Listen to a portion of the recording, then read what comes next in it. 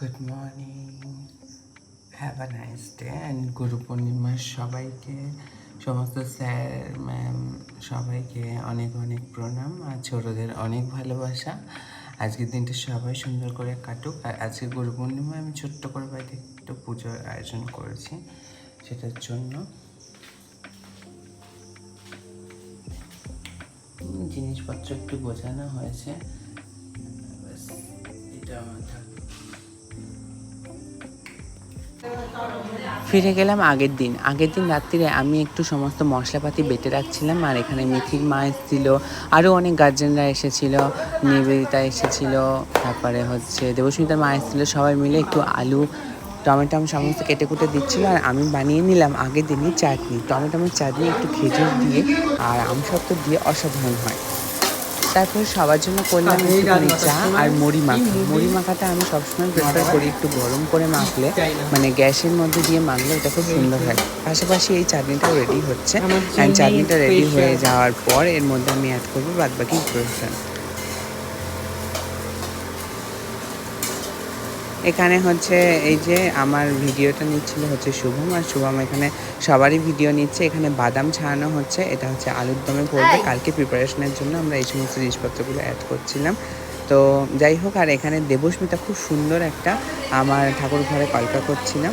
তারপরে মুড়ি মাখা কমপ্লিট হলো, সবাই মিলে বসে আমরা এখানে মুড়িটা এনজয় করলাম। অ্যান্ড তার সাথে আমরা চাও একটু খেলাম। সবাই আসতে পারিনি এদিন, তো সবাইকে মিস করছিলাম। বাট নেক্সট দিন মানে পুজো যেদিন বৃহস্পতিবার, সেদিনকে আশা করবো সবাই আসবে। তো চলো তোমরা কন্টিনিউ ব্লগটা দেখো, আই হোপ তোমাদের খুবই খুবই ভালো লাগবে।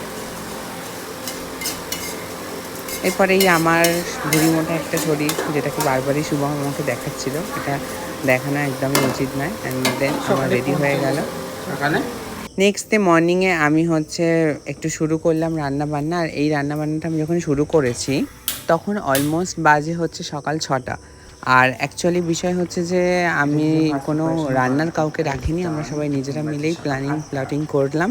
অ্যান্ড ওই 70 জন মতন আমাদের টোটাল হয়েছিল। আমি নিরামিষের জন্য বানিয়েছিলাম কুমড়ো আলু পটল দিয়ে তরকারি, আর কলার কোপ্তা, আর চাটনি, মিষ্টি, এই সমস্ত ছিল। এখানে পিসি আর আমার মা আর ঠাম্মাকে দিচ্ছিল মালা আর মিষ্টি, আর সেই সময় ওরা কাজ ছিল। তো দরজাটা খুলে দেন।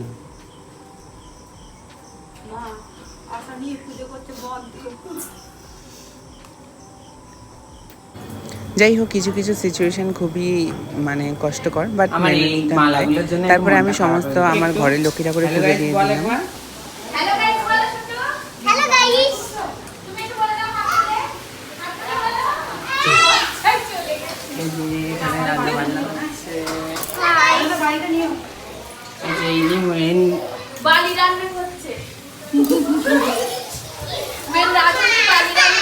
গরম করে কি হয়েছে মা?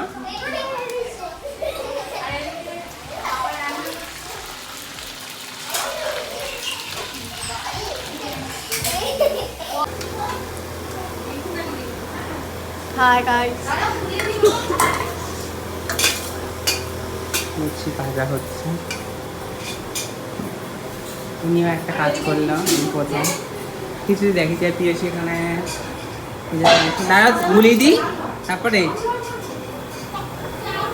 এখানে বাবা খিচুড়ি আর আলুর দমটা প্রিপেয়ার করছিল। আমরা বাইরে থেকে কাউকেই নিয়ে আমরা নিজেরাই ঘরে সমস্ত মিলে করেছি।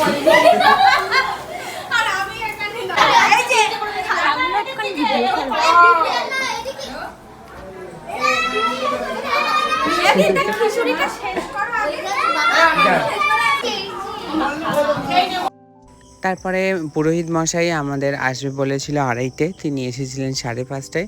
যাই হোক, উপোস করতে করতে তো আমি শরীর খারাপই হয়ে গেছিলো। যাই হোক, তারপরে পুজোর জিনিসপত্র গোছানো রাখা হলো। এখানে এসে প্রিপারেশন করা হচ্ছিলো।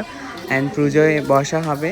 পুজো খুব ভালোভাবে সম্পন্ন হয়েছে। বাট এটা ঠিক যে অনেকেই ছিল যারা উপোস ছিল, বাট অনেক বেলা হয়ে গেছে বলে তারা থাকতে পারেনি, কারণ তাদের সবারই বাচ্চা রয়েছে।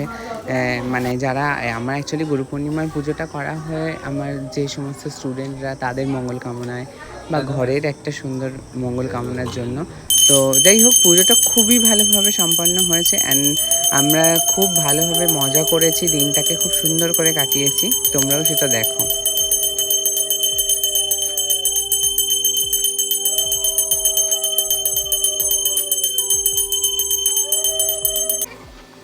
এরপরে শুরু হলো হোমটা হচ্ছে মোস্ট ইম্পর্ট্যান্ট একটা পার্ট পুজোর মধ্যে। অ্যান্ড আমারও হোমটা হওয়াতে খুব মনটা তৃপ্তি হয় অ্যান্ড খুবই ভালো লাগে। আর সবার মঙ্গল কামনার জন্যই এই পুজোটা। সবাই খুব সুন্দরভাবে প্রত্যেকটা জিনিস যেটা চাও সেটা চেয়ে নাও। আর যত হচ্ছে আমাদের প্রবলেম আছে সেই সমস্ত প্রবলেমগুলো যেন আস্তে আস্তে সলভ হয়, সেটারই কামনা। অ্যান্ড হোমটাও এখানে হচ্ছিল খুব সুন্দরভাবে, তো সেটাও দেখলাম। এই বর্ষার ওয়েদারে পূর্ণিমার চাঁদটা দেখতে পেলাম, কি অপূর্ব। এখানে দেখো একটু ছাওয়াও পড়েছে, বুঝতে পারবে না হয়তো, ভালো লাগবে। কিন্তু মেঘলা ওয়েদার, পুরো ক্লাউডি।